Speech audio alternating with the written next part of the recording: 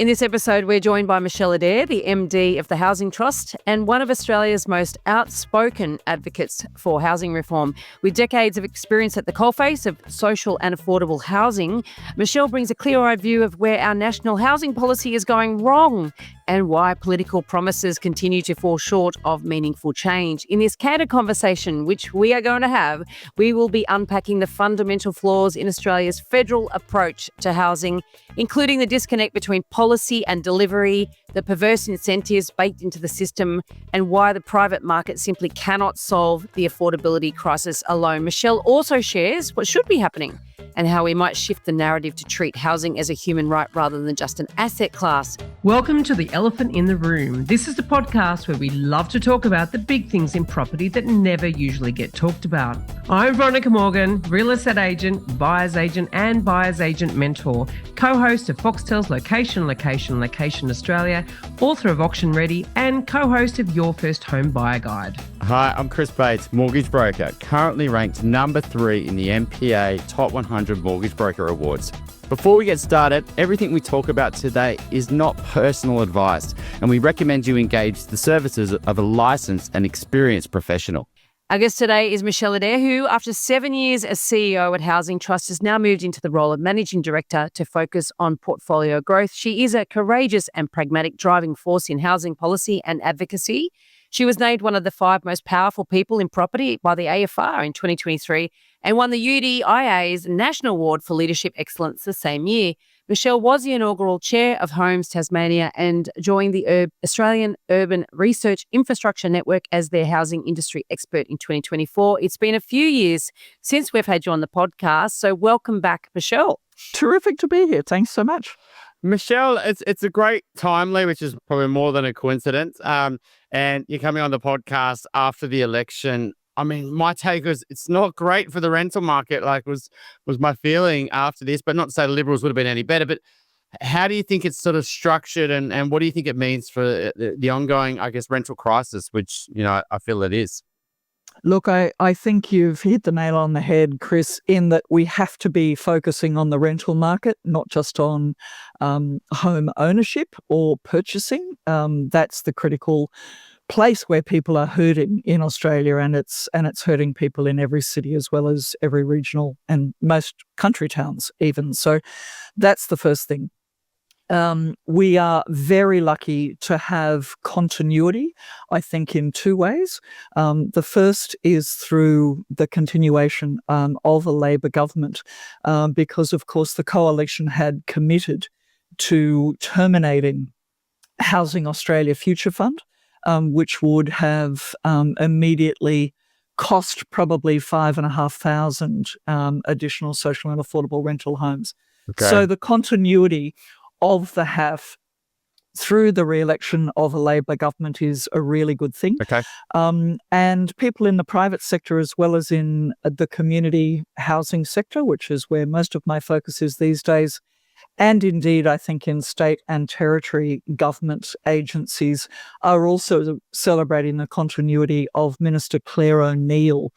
It is often the case that with a change of government we end up with a change of minister, and she's not only demonstrated terrific cut-through and success in leadership in the couple of years that she's had the portfolio, but she's obviously well and truly across the brief. So it means that we're going to have continuity, and that's one of the critical things that an industry like property and housing and construction needs. You can't turn it on and off the way you might be able to, you know, consumer goods on a shelf. It just doesn't work like that. Michele, I think, I sort of think I agree, and I didn't even think about those things, which is what's so good about this podcast is we learn things every time we talk to our guests. But, you know, on the other side, I mean, I guess we're not political on this. I don't really care, to be honest. I think it's all a bit nonsense how both they're playing it, and they're not dealing with the big issues, so they're all just kicking it down the road, and it's just the way it is. But, you know, the Liberal Party was saying, you know, less migration, for example, and they're a little bit maybe pro-invest. I mean, Labor a few years ago were going with the anti-investor, higher capital gains tax and negative gearing. And, you know, is there some other sort of forces here besides, I mean, yes, supporting HAAF's a great thing, but is there other issues that, you know, maybe the Labor Party needs to think about as well? Oh, for sure. I think it's really, really disappointing. And if the re-elected Albanese government does not take on a conversation about tax reform, I think they're really missing the main game, or at least one of the critical issues. Particularly, I think, in relation to the capital gains tax discount that you get, that 50%. Last year, the Federal Treasury estimated that discount is costing the federal budget $23 billion a year. Now, that's a whole load of money that could be reinvested back into social and affordable housing supply. So that's critical. I think we need to get really serious. Great news, as I just said, as we agreed about the continuity of the Housing Australia Future Fund. But the federal government's only set a target of 30,000 social housing dwellings. I mean, we really need to get real about that. Mission Australia's latest estimate is that there are about 223,000 applicants on the social housing waitlist nationally. Of those, 109,000 applicants are what are considered priority placements, which in a state like New South Wales means you're elderly, got a terminal illness, rough sleeping with kids as a single parent. That's who we're talking about. So we've got to get real about the quantum of supply. And I think to do that, one of the things that we must expect from our federal government is a proper 20-year housing strategy and plan that really spells out and coordinates what is otherwise, a pretty good and broad-ranging set of initiatives in a bunch of policy areas, but something that pulls all of that together in a cohesive strategic plan. The public investing in housing has been sharply declining over decades now, and instead of simply building social housing, the government in its last term decided to create that investment fund instead and only use the profits to build with it. I mean, how do you view that approach versus just building properties with those funds? Look, it's expensive, even in regional New South Wales where the Housing Trust is building now. Costs us about, $800,000 roughly for a townhouse. Don't get much change to build a unit. In fact, depending on the cost of the land and, the other issues associated with medium to higher density housing, you're talking about a whole bunch of money, basically. And ironically, depending on the market, it's important to remember that land costs and construction costs and all of the fees and charges are the same if I'm building in Dapto compared to if I'm, building in Toorak. But the rental returns are a little bit different. Yeah. So, I actually think, and I was at the time and I still am, a strong supporter of the idea of the Housing Australia Future Fund. The notion of federal government investment that is sitting there on our country's balance sheet, if you will, and generating interest is a good thing. It's proven very effective as a vehicle, for example, to invest in medical research. I think it's got the same merit. But is $10 billion enough with a guarantee of only $500 million a year? Not a chance in the world. In fact, if you think about that $500 million a year, based on those current construction elements, you're only talking about maybe building 500 homes a year in terms of real costs. So I think it's very clever. I do think one of the best things about the structure of the Housing Australia Future Fund, and indeed that first round of applicants, we actually, as a community housing sector, with our private sector delivery partners, and sometimes with state and territory government agencies as well, we identified and put together proposals that would deliver 40,000 homes nationally in that first round.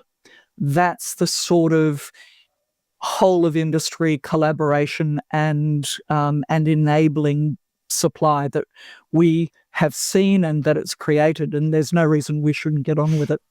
So that's a proposal. What's in the way of it happening? The first round of the HAAF was grossly oversubscribed. That's right. simple. That's simple. So, the other nice thing about the HAAF, but I'm one of many voices that are saying it should be written into legislation so that it can't be turned off by a subsequent change of government or even just a change of government policy.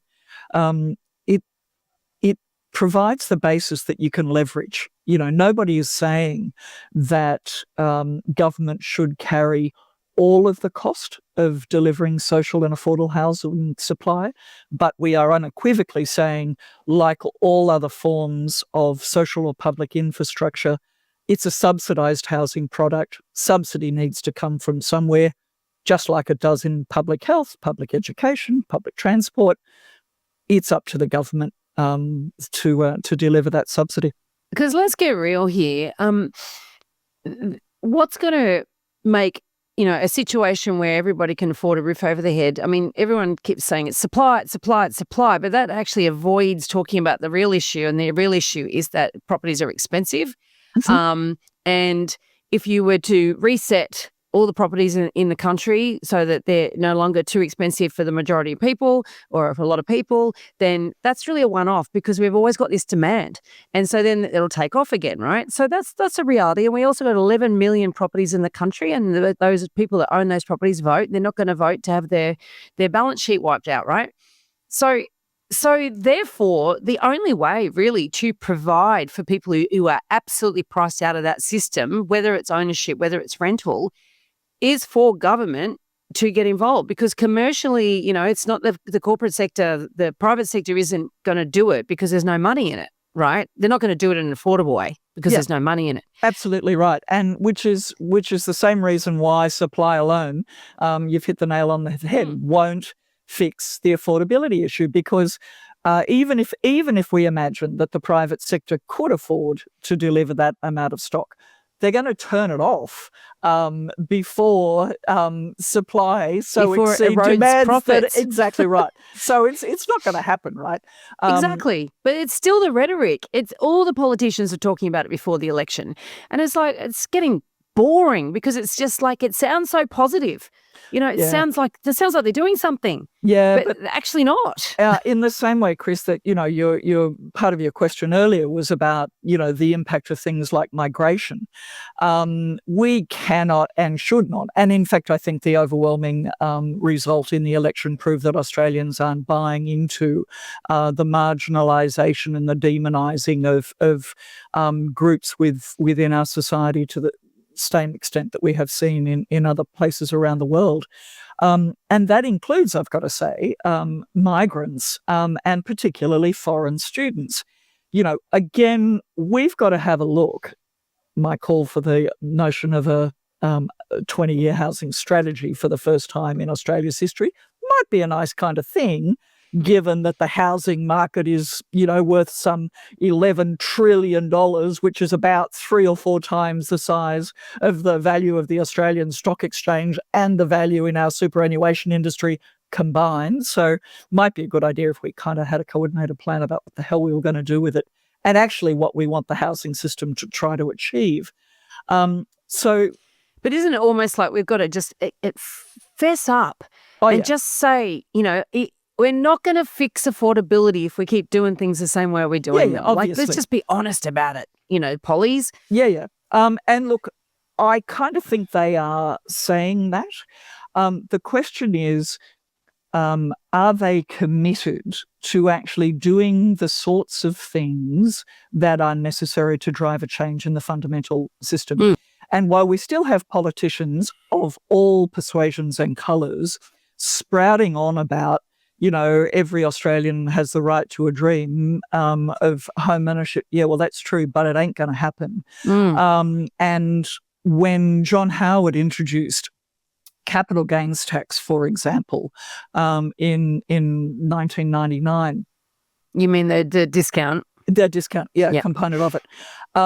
Ever since then, what we have seen happen is that the price, not necessarily the value, but the price of housing has outstripped income growth by a factor that is mind-blowing.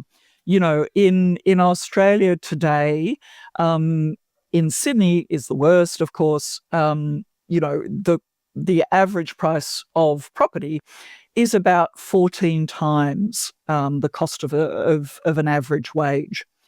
Globally, the housing system is considered unaffordable if it's a 5 times ratio.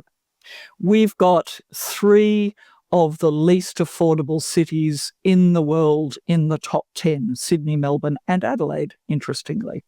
And so how we change the conversation to really genuinely, legitimately prioritise and accept the fact that renting in Australia is going to be and should be a really respectful long-term way of living your life, without this nonsense about talking about a continuum or demonising people, is a really fundamental start. Michelle, I just want to I guess the Labor government have got encouraging first-home buyers to enter with a 5% deposit, right? And, you know, caps you got to argue are very high now, and no income limit as well. So basically any first-home buyer should be able to enter the market. They can get a 5% deposit together and 5% for stamp duty, which they may or may not need to pay because they could reduce their purchase price. A lot of states have got, exemptions or concessions, right?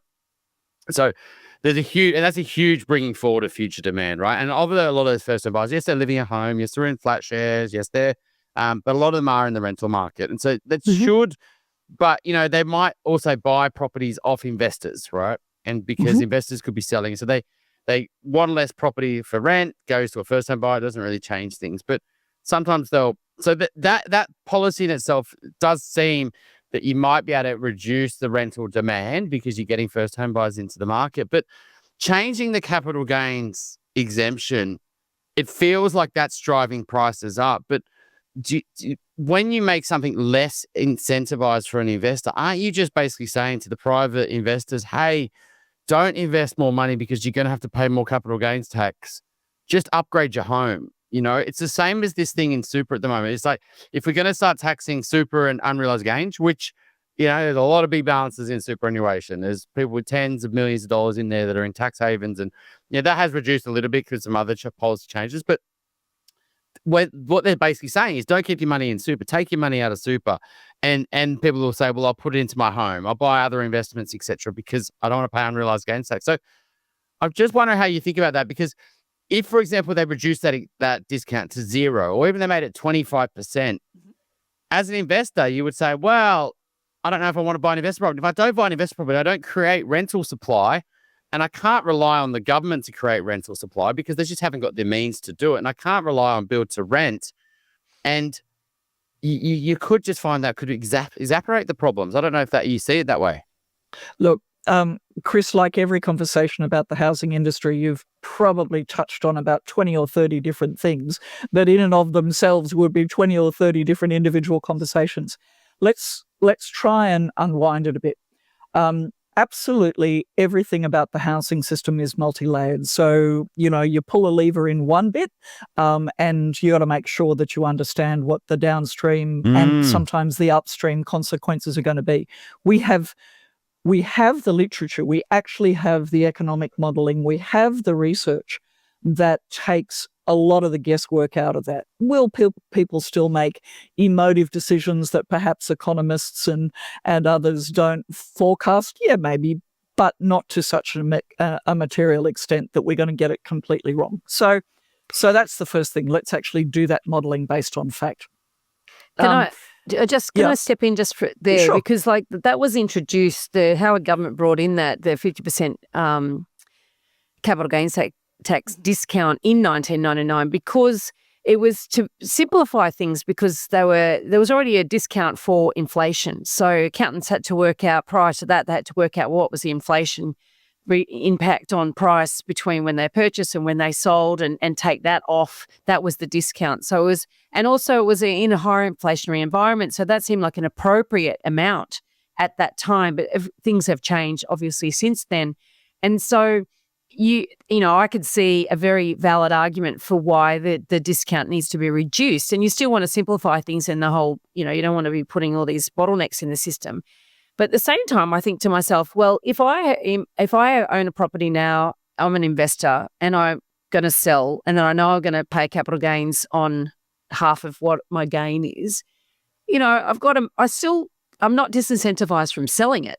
I think what it will do instead, it'll stop, rather than necessarily stop people from buying investment properties, it's going to more likely stop them from selling them. Because it's when you sell it that you have to realise you have to pay that liability. And in the whole meantime, you've got your future tax liability invested and you're making gains on that. So I think the behaviour it might drive might be a little bit different. So that I just wanted to sort of step in and say that as well. Well, yeah, you wouldn't sell the property because you go, well, if I sell it and I want to buy another investment property, I'm going to pay a higher capital gains on that one. Exactly right. And so you would maybe, grandfather that, and you'd have a certain amount of rental pool that would be anti-selling, which is probably a good thing, because in the recent year, a lot of investors have been bailing. And so, it's just so interesting with all these unintended consequences. And I think that for the rental crisis, we actually need more rentals getting bought, right? So we need more demand for investors, but that's kind of counterintuitive, because the more investors that buy, particularly if they're buying where a lot of first home buyers want to buy, it pushes prices up, and then a lot of people get stuck in the rental market because they can't afford to buy because the investors are buying them. So it's sort of a catch-22, right? And let's come back to even a conversation of, and it's the sort of thing that needs to happen nationally. Let's try and work out what actually are we trying to achieve. If, and I strongly believe it is, our primary federal government policy around housing should be about increasing national supply to ensure that everybody that needs a home can afford to have one, right? My life is complicated enough. I like to be as simple as I possibly can be. So if that's the main game, we have to do things simply in the first instance, like reaffirming the definition of what affordable housing is. We've stopped talking about that at a federal policy level. No. But in fact, there's been a definition for, 10, 12 years that just sort of has fallen off the back of the shelf, and nobody's thought about it. And that is whether it's, the cost of your mortgage or your cost of rent doesn't exceed 30% of your household income. And let's standardize that in every state and territory. Bam, there's the first thing. We also have to keep focusing, I believe, on the intent, which is to increase supply. And so, Chris, some of the sorts of things that you've been highlighting and flagging around, are investors buying or selling? What are they putting their money into? We should only be incentivizing new housing supply. Everything that is incentivizing or benefiting a wealth creation or a growth as a consequence of investment in existing product isn't adding to GDP. It does absolutely nothing in terms of economic growth. All it is doing is pocketing away some wealth, either for an individual investor or for a corporate investor, although we know that, in this space, most of it is private wealth, I'll call it that, rather than necessarily individual wealth. So the conversation, for example, around what the states and territories should be doing, and of course federal policy currently does indeed incentivize any state that meets their targets under the Housing Accord as a part of the 1.2 million additional homes by 2029. Now, has anybody made it? No, nobody's got a hope in hell. Because, again, to my point, we don't have sufficient skilled workforce. We don't have, we still have actually, a bit of an attitude that's saying, well, let's cut migration. Well, no, let's have a conversation about the sort of migration that we need. Veronica, to your comments about, can we have a serious conversation? No federal government is ever going to actually cut migration to an extent that is going to make a difference. Firstly, because they need the PAYG tax income, like our personal income tax is the biggest tax take nationally of every class in the place. And we can't afford to do without the skills. So they're not going to do that. Let's stop demonising the 4, maybe 6% of renters who are the foreign students. Like, that's not where the bang for buck is in terms of addressing the crisis. So, let's pull back and in those real conversations, focus on the reality. So the Queensland government, lots of states are talking about doing things like swapping stamp duty for land tax. Now, the only state that's kind of done anything material about that is Queensland very recently. But they very cleverly said the only people who aren't going to pay stamp duty are first-home buyers if they're buying a new home. So, that's the sort of nuanced policy that might make a difference. More broadly, I have concerns about adding another fixed cost a la annual land tax, particularly for people as they age on fixed incomes. I think it's very problematic, and I've not seen any modelling or conversation about that yet. But at least the Queensland government's approach is nuanced and I think quite clever, because it's incentivising investment in new supply. This is an interesting one too, because from a policy perspective, I can totally understand, and it makes perfect sense to make these incentives contingent on buying brand new, and that goes for investors as well as first home buyers. From a buyer's perspective, it's a terrible idea because that responsibility is being passed on to the individual. And so from first home buyers' perspective, buying brand new, it's the riskiest market segment, particularly in apartments, and their ability for their own financial stability, and also potentially when they need to upgrade, can be terribly curtailed by that, and they can get stuck there. So the consequences for the individual, and this is what does bother me. I get this sort of both sides of this. I get why it's necessary and why it's smart policy. On the other side, I would advocate for first home buyers to be very, very careful before they do that. But getting back to the rental side of things, we've spoken about this previously, about the rental crisis impacting more than the traditionally disadvantaged segments of the population. So we've talked about social housing, we talked about community housing or affordable housing, and I remember you made those distinctions for us. I may have the terminology slightly wrong, but you did draw those distinctions for us in previous episodes. And we spoke previously about how families with both parents in employment can find themselves struggling to put a roof over their heads. So how is the situation today versus how it was a few years back when we last spoke? Years worse.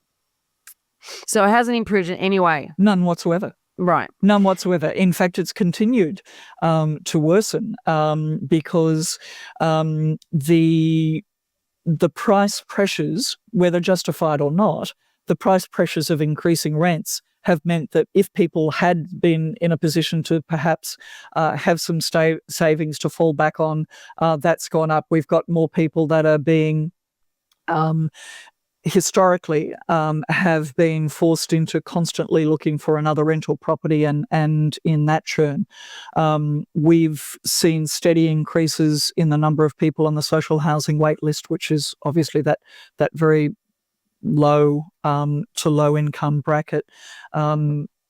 It's been a nightmare when we have big, usually very reputable, wonderful builders and individual train contractors going broke to the extent to which they have. We've got fewer options for supply as well. So the situation is bad and continuing to get worse. And I'm afraid it will do.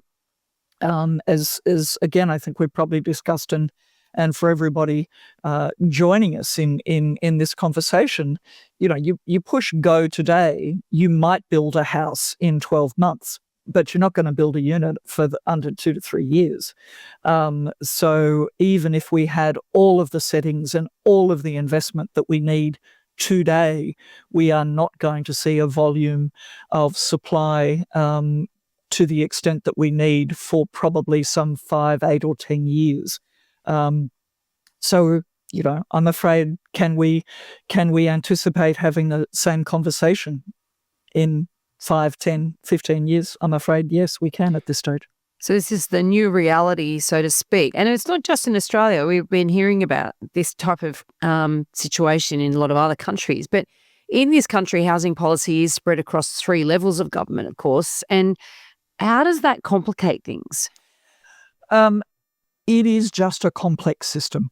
It is right and appropriate that local government worry about the things that they worry about, as long as they're not being pedantic and getting in the way of increased supply when it is appropriate to do so. And that, of course, is the whole conversation about NIMBYs and YIMBYs.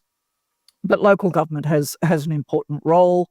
States have critically important roles in terms of typically the conduct of the building industry, where infrastructure is going, making sure that water and electricity and all that stuff happens. That's appropriately managed at the state or territory level. Those 2 layers of government have the most traditionally obvious effect on supply. It is the federal government that is in a position to historically influence demand and the enabling expectations. So again, a fabulous initiative, you might argue somewhat overdue, in the creation of the Accord, at least in the last government, the current government's Albanese's, led the conversation in recognition of the national housing crisis and got all layers of government and the super industry funds and, a bunch of other stakeholders to sign up to this hope of 1.2 million homes over a few years. That's a good recognition of the fact that all of those layers of government do need to be coordinated and working together. And yet, when I look at the ministry, I mentioned, for example, one of the things we have to address in the supply side of the challenge is around the workforce and where are they going to come from. We've got 3 new ministers with a piece of the if you like, the employment puzzle. We've got a minister who's responsible for employment relations and industrial relations and stuff. We've got somebody else who's responsible for skills, and we've got somebody else who's responsible for education. Gotta hope they're talking to each other, and that then is aligned as an initiative that the different person, the Minister for Housing, who is a different person to the Assistant Minister for Social and Affordable Housing, actually puts into a government policy that we can get through Cabinet and done. So, 5 different individuals with 5 different lenses on one common issue, being the residential construction workforce. It's problematic, I'd suggest. I'm on a personal mission to help more people make better property decisions. Most people don't realise that they can cost themselves hundreds of thousands of dollars over the medium to long term when they make property decisions without all of the information that they need. And what I do is help people with tricky real estate problems, which often masquerade as simple questions like, should I sell my investment property because the interest repayments are hurting? Or should I buy before I sell? Or the other way around. You can connect with me and access all of the tools that I've created to help you make better property decisions at veronicamorgan.com.au. And there you will find resources for first home buyers, details about my buyer's agent mentoring program. You can connect with my Sydney-based property management and buyer's agency teams, Australia-wide vendor advocacy, or ask me for introduction to the small group of buyer's agents that I would personally recommend across the country. That's veronicamorgan.com.au.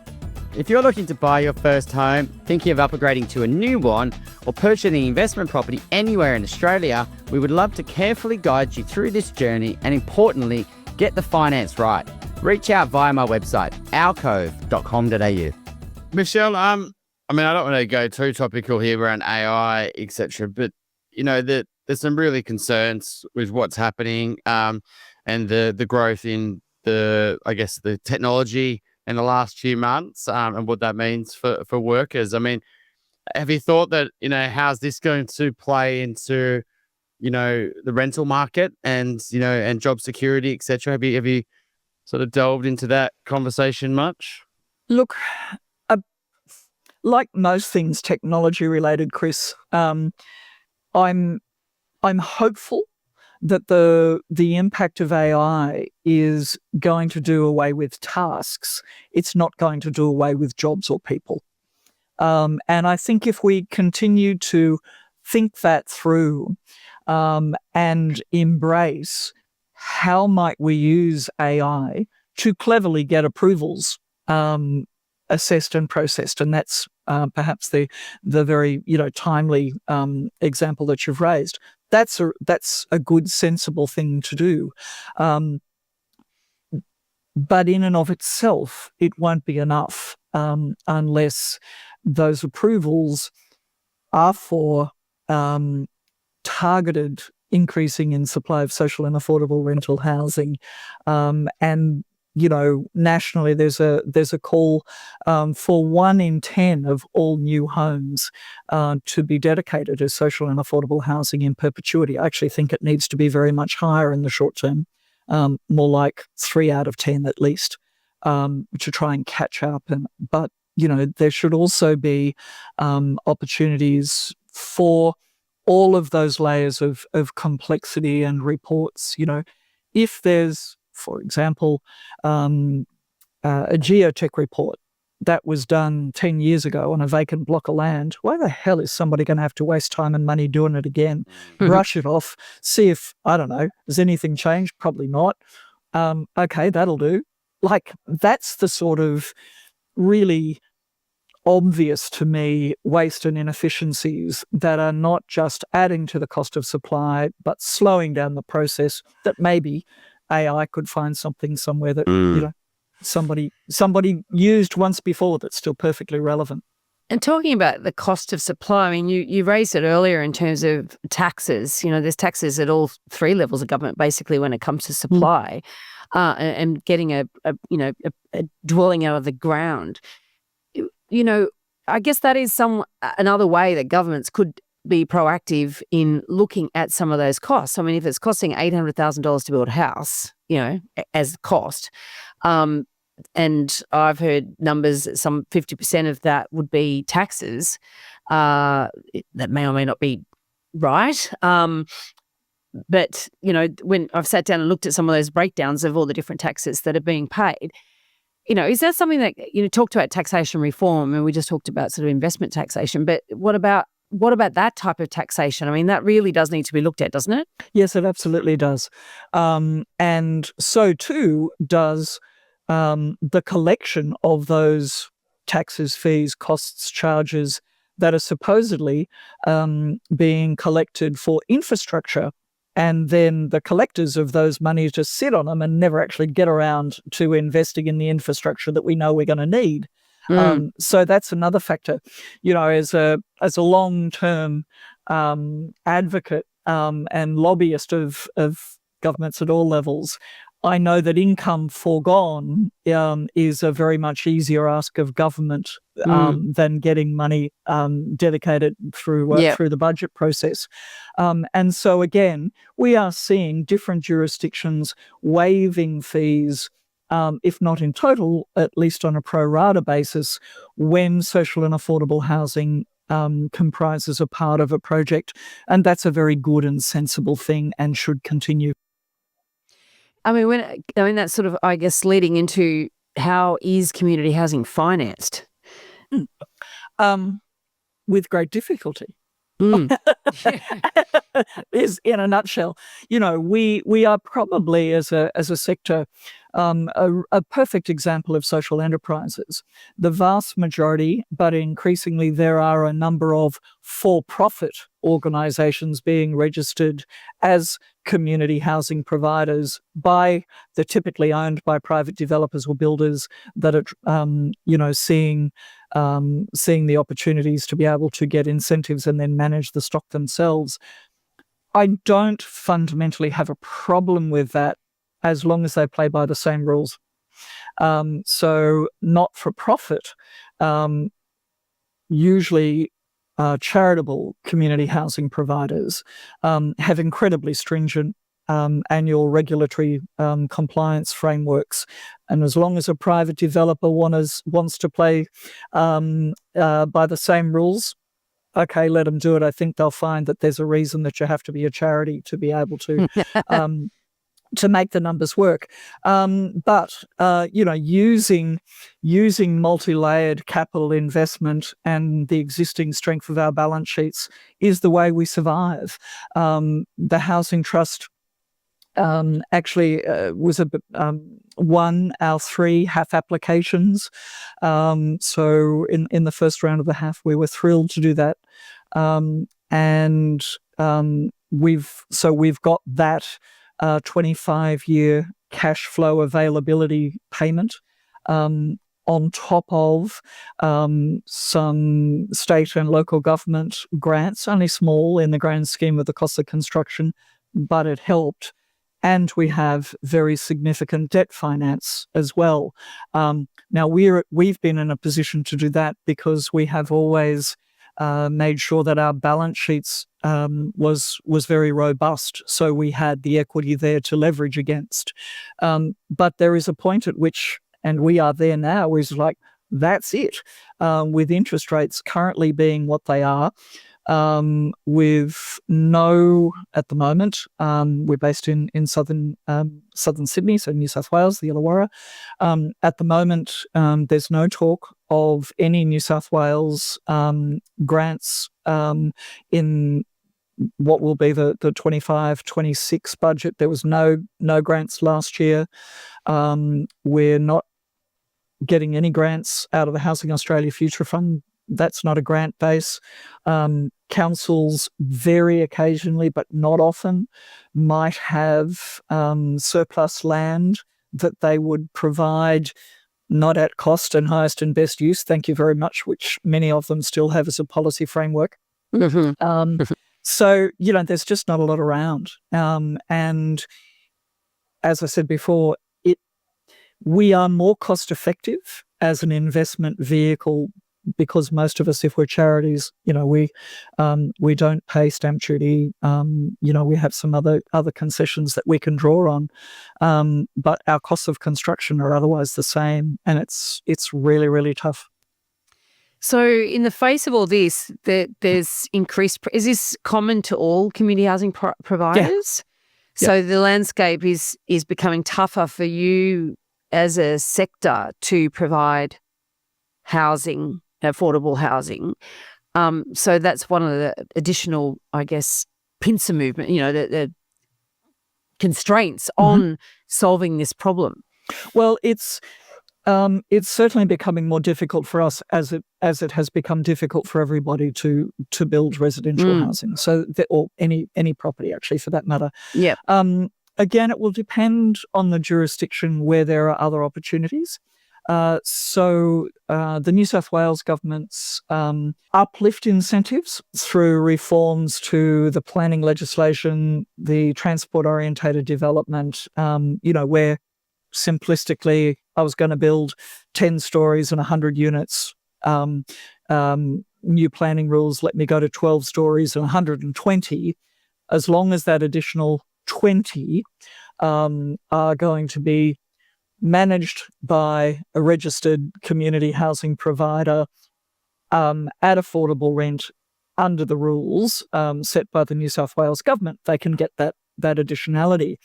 The difficulty there is that a lot of the private developers have raced off to get those DA amendments into their councils, but they actually think, a lot of them, that the community housing sector is in a position to buy them. We aren't. So they have to retain ownership or sell it as a package. Yeah. Somebody's got to own them. Even if you're just managing them. correct. Right. So so how we unpack that is going to be a bit of a challenge. Unfortunately, a lot of people that have only worked in the private sector, they hear these things and think there are rivers of gold. There ain't. That but that is a part of, I think, a very genuine, collaborative, collegiate, educational conversation that the vast majority of us are having with our stakeholder networks. Yeah, it's an interesting one, isn't it? No, it's a hot potato by the sounds of it. It's like nobody really wants to take ownership of the stock. Like, I mean, you guys can't afford to buy it. The government doesn't want to own it. I mean, and I look around, it's interesting because I look at, we haven't even talked, we're talking mostly federal here, although we veer into state and council. But obviously there's a number of states that are putting through tenancy legislation. New South Wales will finally come into effect on May 19, in between when we're recording this and when this goes live. Victoria has put in some pretty very onerous legislation. There's some weird things about the Queensland legislation too. To be honest, I actually think we got a flight in New South Wales. I think it's very workable and it's much more pragmatic legislation. But that makes things a bit and there's what's the word? There's housing standards there, so livability standards. And I walk around and there's, in the inner west, where I live, there's quite a lot of social housing. And it's not well maintained. I feel like I need to start taking photos of these and posting them and saying, okay, what about the state government's portfolio here? Because they're not setting a really good example in terms of how to look after investment properties and homes for tenants. So there are other issues that we're not even talking about. That's really bringing the existing stock up to standard as well. So we've got problems with the current stock as well as actually needing new stock. Absolutely. There's not a state jurisdiction in the country that has had the money or the inclination to invest in repairs and maintenance to the extent to which they should have. And, it is a massive problem when you've got tens of thousands of properties, most of which were built in the big post-war booms of the 50s, 60s, and a bit into the 70s. And we know most of them are mouldy. We know that they are dark, damp, cold, hot, all of those things. Single dwellings are sitting on big blocks of land. But again, and this was certainly a very significant challenge for the board when I was with Homes Tasmania, of sometimes small bits of your portfolio. So you might have, 6, 8, 10, 12, 20 homes, not to mention the big estates where you've got, 100, 120 broadacre social housing areas. How you, in the first instance, relocate someone who has only ever known that to be their home, and maintain the dignity and respect and connection to community that they are all entitled to. Then how you go about demolishing and replacing that home.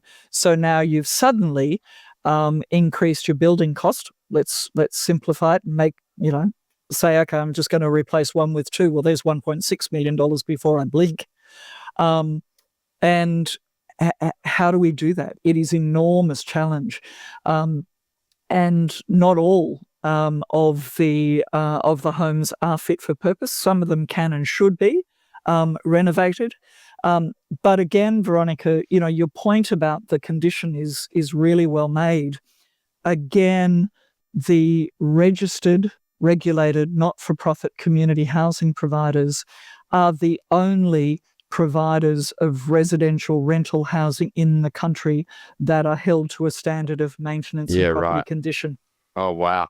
I mean, I think it's... Nobody else is. Well, actually, I would argue that now private landlords are as well. They're starting to. It will start. But again, and particularly, this is really interesting because And we're talking about then reducing taxes on private landlords, at the same time as elevating their standards to a higher standard that they've ever had to comply with, but also higher than the government's own standard.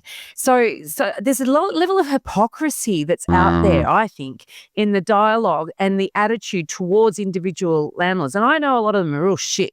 I do know that, but I also know most of them aren't. I agree. And that's that's my biggest concern with the rental market is that, okay, there's 11 trillion dwellings, right? So million, trillion, God, million. I wish 11 trillion value.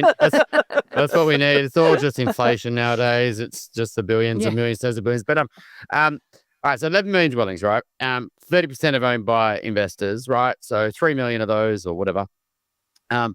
80% of those are owned one, mum and dads or, individuals owning one property, 20% are multi-investors, right? So, 2.5 million of those are owned by just someone who's an investment property somewhere, right? And I think the problem, we've got to have is we've got to be really careful because they're very flippant. They could easily just sell that investment property. And PIP has done a lot of research over the last couple of years, not just interest rates, changes to land tax, changes to tenancy laws, changes to maintenance, changes. And they're like, oh, this is just all too much.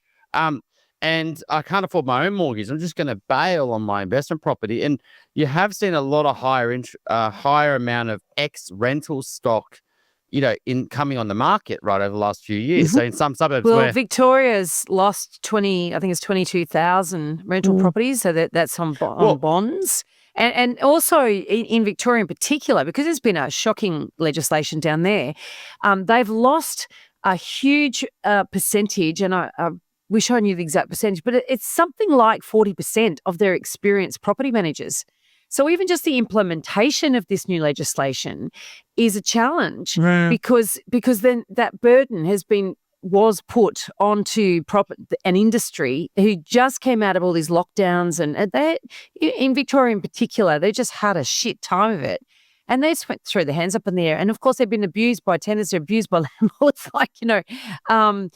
very, very, very difficult. So as an industry, there's been a huge knock-on effect from, I think, badly thought about, badly crafted legislation, but also badly managed legislation, badly implemented. Well, that sort of, so we are seeing investors bail, and we're seeing it bail typically in where investors were often buying in the past, and they're getting replaced. Not so there's not investors buying as well, but they're often not getting buying in the area where the investors are bailing. So we're seeing this shift in our rental stock, right? Where we're creating more rental properties, say in regional markets and at lower price points, and we're seeing less rental stock. As someone who knows sort of the rental market, if this problem, if this continued for, it's gone for say 3 or 4 years now, if this continued for say another 3 or 4 years, which could easily happen, do you think that this is like a bit of a, elephant in the room where, we're going to really see some problems down the line where, hang on a sec, I can't actually rent an apartment in the city, but I could absolutely rent regionally because there's an oversupply of apartments there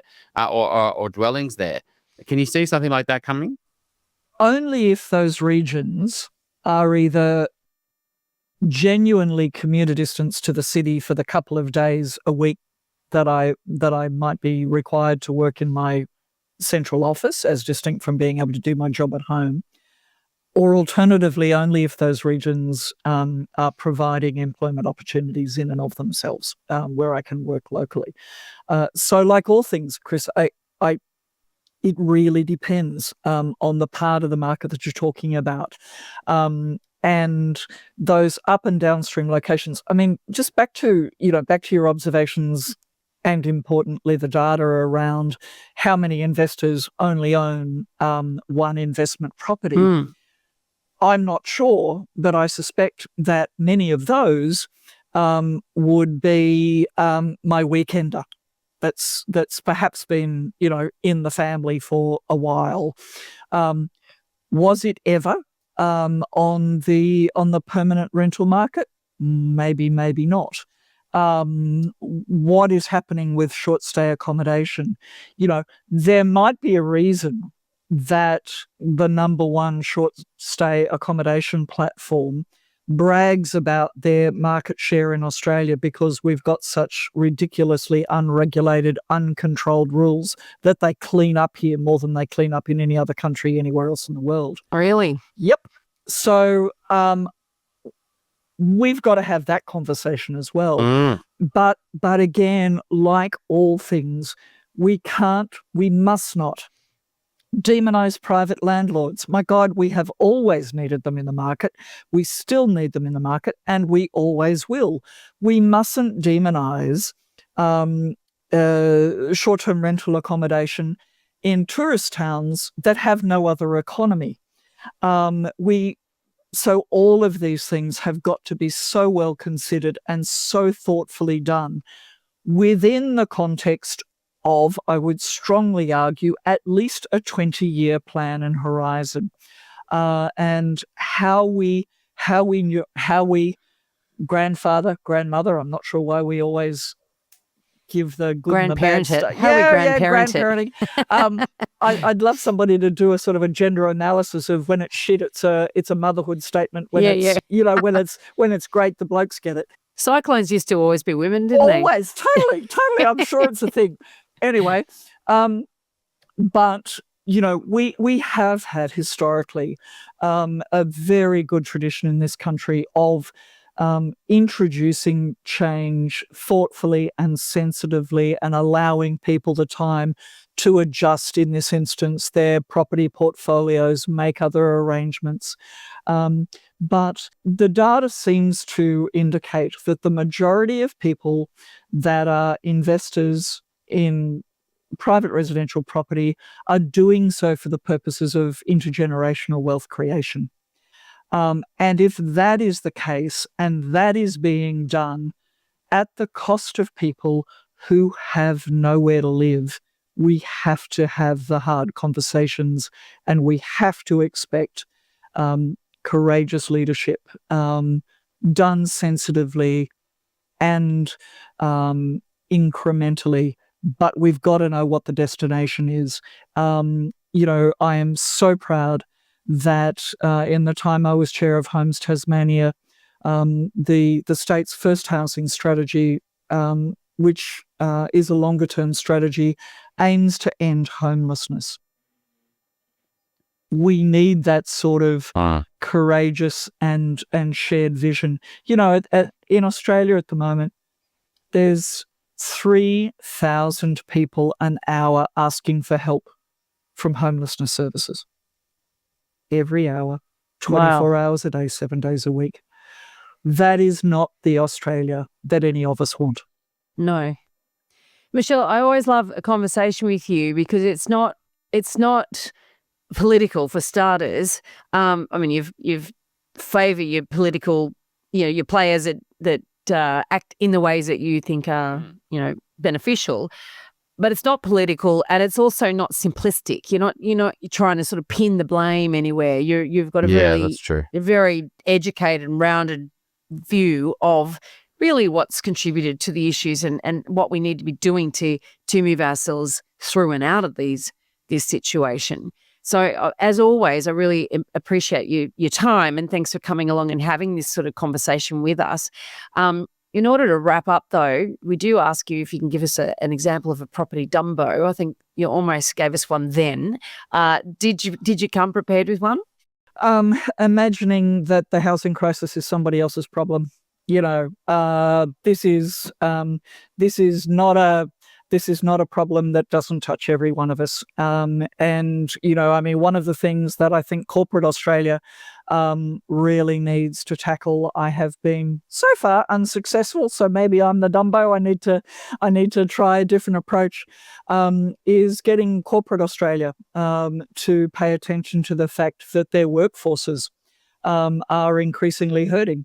If they want to grow and prosper and do new, better, shiny things, or even, quite frankly, keep their lights on and their businesses operating, they too need to be concerned about increasing the supply of affordable rental housing.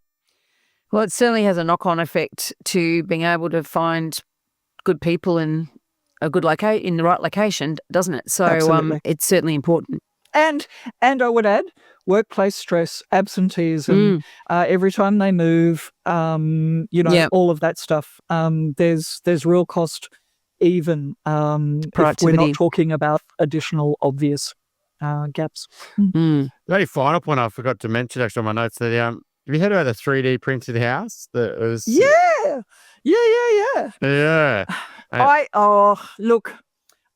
think the best thing about that, from my perspective, is it seems that it's got a heap of recycled materials in it, which I think is really, really cool. But don't get me started, Chris, on new innovation, shiny. Oh, let's invent something else. Can we just build bloody houses?